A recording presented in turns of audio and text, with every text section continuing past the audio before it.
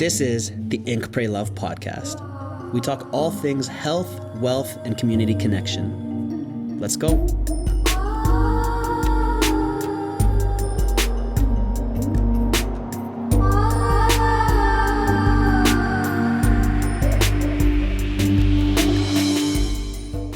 Welcome back to the Ink, Pray, Love podcast. I'm Aaron Baya, your host. Thanks so much for coming back. I appreciate you guys. Thanks for following, subscribing, sharing, all the love. I really, really appreciate it. And if you continue to do so, it'd make me really happy. And we get to grow the show. I'm here at Lighthouse Studios in Bali. Huge gratitude to them for producing and filming and getting this podcast up together so I can get it out to you. Today, I'm talking about a ridiculous story from my own personal life. It's a solo episode. I'm going to tell you about my first time doing LSD and Wachuma unexpectedly. And it starts off in a place where I was a bit of a mess. I was new on my spiritual journey. I had just moved to Ubud, Bali, and I was going through my hippie phase. I finished my second yoga teacher training, and I was trying to experiment with everything possible to be a spiritual man. You know, I wanted to do it all. I was growing the beard. I was trying to be a hippie. I was a few months clean of doing heavy drugs, and I was grasping and aching for some excitement, but also really deeply yearning to be a spiritually sound, normal human being. So I was doing all the trainings I could, all the tantra trainings, all the meditation trainings, all the yoga teacher trainings. And I had a new group of friends of some, weird Ubudian spiritual peoples, and I had the opportunity to go on a trip to Bhutan. Now, for those of you who don't know, Bhutan is one of the last Himalayan mountain kingdoms. It's near Nepal, above India, and it's a little kingdom that's closed off from the world. It's difficult to get there, and the visa tax to be there, the entry visa is $250 USD a day. But they look pretty special. It has all this cool Tibetan influence, Tibetan Buddhist influence everywhere. There's beautiful temples, incredible nature, Himalayan mountains. Like it's special. It's gorgeous. It's a magical place, and they preserved Buddhism there in a very, very special way. And no one really gets to go there. It's difficult. Like it's rare you meet somebody who's gotten to be in Bhutan. So my friend at the time, Eric Joseph, he wanted to film a documentary about me and my life leaving organized crime and drug addiction and going into spirituality. He said, let's go to Bhutan. And I just thought, what a fucking cool adventure. That sounds like a great idea. Let's go. Why not? And we book our trip, and we're with a bunch of funny, weird, other hippie people that are very eccentric. Like the type of people that end up going to Bhutan with you on this trip are strange. There was a guy from like a tech engineer geek, but he's a multi-millionaire who helps, one of the early engineers in Facebook that went down a spiritual path. There's another like witchy medicine woman, me, this ex-drug dealer with diamond earrings, trying to be spiritual. There was another witchy lady who was into all sorts of crazy modalities. And then my film videographer, he's a good dude, also a weird human, and a Chinese millionaire and his young Chinese gal pal. It was just a strange group of about 7-8 of us. And when we finally got there, I was a bit of a mess, and everybody was ready to go because my layover was 2 nights in Bangkok on the way there. And like I said, I was still new on my spiritual journey, so I wasn't totally in well practice. So I partied those 2 nights in Bangkok because I was in Bangkok. And by the time I got to this Vajrayana Buddhism conference, which is a arm of Buddhism, and it was a conference for all these monks and lamas and special holy people, I was pretty hungover. And I had these bright red Nike Air Max shoes on, diamond drug dealer earrings, and a Louis Vuitton shirt. And I was at this Buddhism conference with all monks. And I was like, what am I doing here?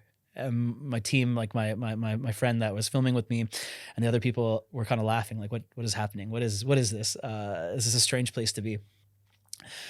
And at that conference, we were insanely bored because there was deep, deep talks on Buddhism and the philosophical differences between Vajrayana Buddhism and Mahayana Buddhism and Theravada Buddhism. So we were all like, yeah, cool. Like, well, great. But there was a defining moment in that whole trip was when I met an Indian guru. And he went on stage, and as soon as I saw him on stage, something was different. He had this amazing aura about him, and he got all of us to do a laughing meditation. And we sat across from each other. You pick a partner, and you would laugh directly at each other as hard as you can. And before you know it, you go from forcing it to genuinely laughing to looking at all these other monks laughing. And the entire room was insane in its energy. So much joy and so much laughter. I was like, whoever that guy is, I need him. He's striking to me. And then we locked eyes across the room. And when we talked after, he invited me to his ashram. And that was Guruji, who I studied under, who's on this podcast. He's one of the early episodes. Please watch it. And so that was an amazing gift for me to meet him. And that was one of the reasons why I could tell I went to Bhutan. It was a special place.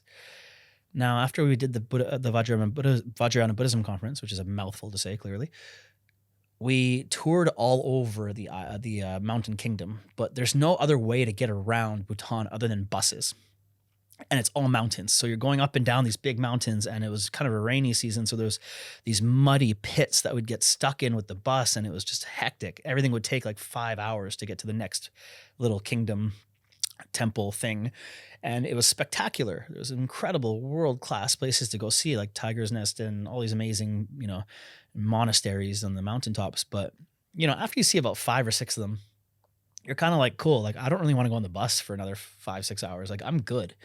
And so me and the younger people on the trip, we were like, look, guys, you guys are going 6 hours one way to go see a thing and 6 hours back to this exact place. And you're staying overnight there. Like, that's cool. We're not in. You go ahead. We'll do our own thing. And, the rest of the people in the group, the older people were like, are you sure? We're like, yeah, we're just going to get a hotel here. And we found like a 5-star hotel in the area. And it wasn't that expensive, actually. We were like, cool. Like, once you get into Bhutan, which is super expensive, everything's not that expensive at all. It's kind of cheap. So we got a 5-star hotel between all of us, and 4 of us stayed behind. So the bus leaves. We're stoked to see it go. We're really happy to not be on a bus. And we look between us 4 weird people, and it's me, the video producer, the tech millionaire, and the witchy woman. And we all look at each other and we go, okay, who has something fun in their bag? So one person pulled out a big ball of hash. We're like, cool. One person pulled out enough acid for all of us. And I was like, cool. I haven't really done acid before, so that'll be my first time.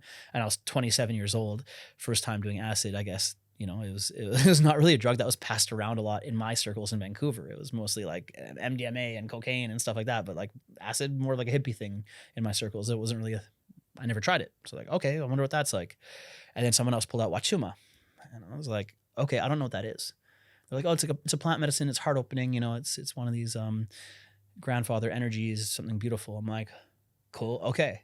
So we're like, let's make a ceremony. And we're all inside of this 5-star beautiful hotel. And we have this amazing dinner. And then we're like, okay, it's nighttime. Let's make a little altar. Let's set intentions. Everybody bring whatever crystals and things that you have. Let's make a special space out of this. And we're in this luxury room. So after dinner, we went back to the room and we look into our pockets and see, like, what do we have? What's something that we can have for this weird offering? And so we had Wachuma, acid, and hash. First time doing Wachuma or acid, hash many times. But I didn't know what to expect, but we made a sacred initiation type of ceremony around it. We're like, let's have a beautiful night and let's enjoy the Bhutan night, Bhutan air, fresh mountain energy. And make a little altar, bring your crystals, bring all the incense and all the things that we can to have a little special, intentional time to have a little bit of a night off. So we smoke the hash, we try the Wachuma, we drop the acid, and we wait. And we wait. And like about an hour goes by, 45 minutes, we start feeling it. We're like, oh, okay, we start feeling things. This is interesting. A little bit after that, we're like, we can't be in this room. We need to get outside. This is not okay. And this 5-star hotel was on the side of a Himalayan mountain. And we're like, well, we don't want to get lost. We have no idea where we are. Let's just walk up the mountain and then we can walk back down after. So we start walking up this Himalayan mountain. And as we're walking up, we heard like a slight noise and we saw a glowing building kind of further up at the top. So we're like, well, let's go see what that is. And we're getting high and we're walking up. We're having a good time. Our hearts are open. And we go up to the top. And as we're approaching it, we see it's kind of like a temple. But we're getting quite high at this point. We're seeing it's glowing. And we're hearing chanting coming out of it. And we're like, what is this place? What is this temple? We walk up to the gates. And we're peering inside. And we're hearing this beautiful chanting come out of this big Tibetan, beautiful looking stumpa is what they call it. And it's this big temple type structure. So we're like, this is cool. But just as we're looking at the gates, one of us kind of accidentally clanged on one of the gates, clanged on one of it. You heard one of the noises and dogs start barking.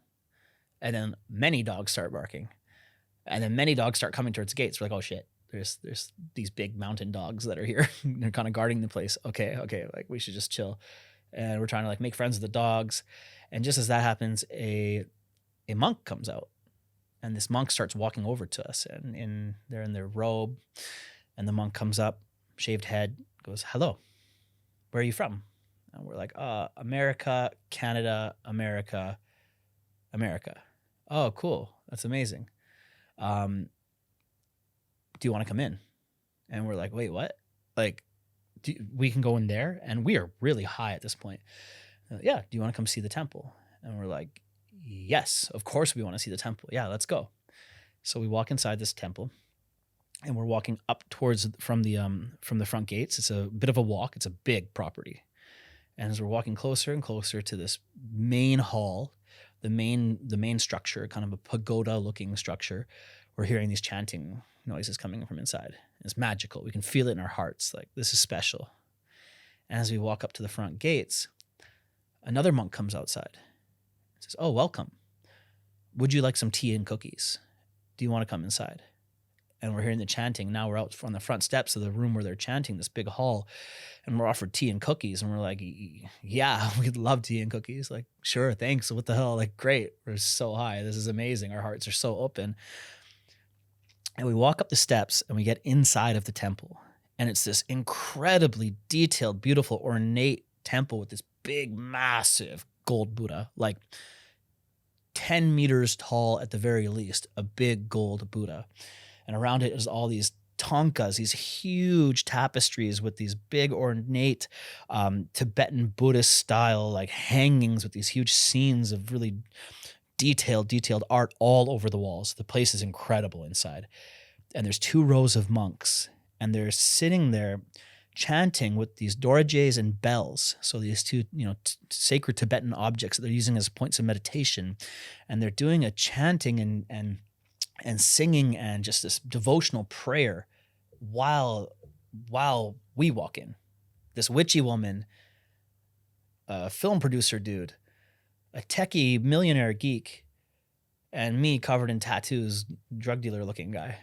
And they turn and they all look at us and they're like, whoa, like they stopped their chanting and just stared at us. Like, who are these people? What are you even doing in here? But luckily, we had been traveling in temples for almost 2 weeks now. So we knew exactly what to do when going into a Bhutanese, Tibetan, Buddhist style temple. We got on our hands and knees and we prostrated. And you prostrate 3 times when you go into a traditional temple like this. So we got up on our knees, down, up on our knees, down, 3 times up and down. And as we did that, we saw all the monks look over and smile at us. They were like, cool. Okay, you guys can hang. You know what to do when you're in here. It wasn't like intruder alert. It was like they came to show respect. So we sat off in the corner, and as the monk that got us tea and cookies comes back, we had tea and cookies, and we could not believe what we were doing here. We're like, we are inside of a temple right now for an evening practice, being served tea and cookies. We are high out of our minds. This is crazy. But just when the tea and cookies were dropped off at us, the monk looked up at us, and we looked at her. The monk was a female. The shaved head was actually on a woman. And we're looking at her and she's like, I hope you like your tea and cookies, something to that effect. Said something and it was a woman's voice. And we're like, wait a minute. That's a woman. And then we looked at all the monks that were there doing their chanting. And we looked at them and we're like, wait a minute. All those shaved heads. No, wait a minute. Those are little girls. And every one of those little monks was a 12 to 16-year-old teenage girl. They were nuns. So we're in a nunnery. And as we saw that, and we saw how pure and divine and feminine of a place that we were in, the female in our group, she started breaking down crying. Our witchy woman was all over the place, freaking out, crying. She couldn't believe the beauty that she was experiencing. I was in tears. I couldn't believe this was the most divine feminine I'd ever seen in my entire life. My 2 buddies, they were in pieces as well. All of us, we could not believe that we just got sent up to this place for this time to see this thing, and seeing what the most devotional, sweetest, beautiful version of the divine feminine possibly could be was this. I could see their auras. I was pretty high, but I could see their auras. And it was these beautiful white glows around all of them, white and blue and purple. It was magical. And as they finished their chanting and they closed down their evening prayers, they all came up to us like, who are you guys? What are you doing here? Excited teenage girls. And we go, yeah, we're just traveling. We're from here, we're from there. And they go, wow, that's so cool. And they go, do you want to come to morning practice? And we're like, yes, of course we want to come to morning practice. They're like, great, tomorrow, 4 a.m. We're like, fuck. Like, yeah, okay, we'll come to morning practice. Yes, of course we'll come to morning practice. So they closed up for the night. Sun had set. It was late. And we're walking back to our house, the luxury place. And when we get back into the hotel, we just could not believe what just happened. We're like, we just went into a nunnery, guys. And we were so high, all of us. And we just went to a nunnery. We were tripping balls. And we were around the most divine, incredible feminine in this beautiful Buddhist temple. Like, what just happened to us? Okay, we should try to sleep. We have to get up at 4 a.m. And all of us lay there. There's no way. Like, we could not sleep. Barely. I might have gotten like half an hour of sleep or something. And we just get up again. We're like, well, okay, we get up again. We're exhausted. Well, we might as well just do the rest of the Wachuma and the acid that we have. So we just got up and did it again because it was such an amazing, spiritual, beautiful experience. And we walked back up the mountain. And we walked back up the mountain and we got to see them. And it was only a little bit that we had, so we weren't too bad in the morning. And we did their morning meditation with them. And it was one of the most deep spiritual experiences I ever had because I was there sitting, meditating and chanting Om Mani Padme Hum, Om Mani Padme Hum with these nuns, these 15, 16-year-old girls. And I just felt so much opening in me and so much connection in me and so much healing around me and the feminine. And that's what everybody with us experienced. All of us felt so much healing with the feminine and connection and just beautiful, beautiful energy. And we finished that morning chanting prayer about 2 hours. Once we got outside, the sun was rising. And we had brought our guitars and different musical instruments because a bunch of us here were musicians, other than me. And so they go, can you play us songs? And we're like, of course we can play you songs. And they go, cool. Can you play Bruno Mars? And we're like, oh yeah, you're 16. So we're like, yeah, we can look up the words and play you Bruno Mars. And we're singing on the top of this mountain, overlooking these beautiful Himalayan hills, watching the sunrise in this temple, singing Bruno Mars to 16-year-old girls that are nuns and just learning about them and their lives and Buddhism. And they wanted to take photos with us and we took photos with them. We had a bunch of photos with these kids. That was one of the most special, amazing, experiences I've ever had in my entire life. I never thought that I'd be in a Bhutanese monastery doing acid, but I'm so damn glad I did. And I think the moral of this is, though, to say yes to life, and to follow your intuition and go places that are spiritual. And you still can be weird. And I was still kind of all over the place. I didn't have it figured out yet, but saying yes to that, helped me figure some stuff out. And going on these weird, wacky adventures, they just make life a little bit better, right? Going out and on a limb and just trying to connect with people, but also trying to connect with yourself and doing both at the same time is an amazing way to live. I highly, highly recommend going on weird adventures, meeting weird people, and finding a sense of spirituality wherever you go. Wachuma is pretty cool too. And that is the Bhutanese monastery acid trip story. I hope you guys enjoyed it. I hope it's an interesting listen for you. And if you have any cool stories like that, message me, drop it in the comments. I want to hear all about it. And I'll see you on the next go. Please share this episode with anybody who's had a weird, crazy, fun drug experience that ended up into a deep connection between you two. And please keep following along. I appreciate you guys. I'll see you on the next episode. Peace out. Thank you so much for listening to this episode of the Ink Pray Love podcast. I hope you found it inspiring, entertaining, funny, and also feeling a little bit more present and connected to yourself. Please leave a review and like and subscribe and do all those things. I'd really appreciate that. As well as if you're feeling in a giving mood, this podcast is there for the charities that I love to support. Go to www.aaronbaya.com/charity and get some of those good karma points. This podcast is brought to you by Lighthouse Studios in Bali, as well as Full Reset Coaching. That is my coaching practice. And if you're looking for help in business, inner game impact, and building your legacy to be something you're proud of, your brand, your business, and how you walk the earth and who you impact, and also having the mindset and the heart set to be able to be happy handling it all, I'm here for you. Just DM me. Let's go. Peace out, homies. I'll see you on the next episode.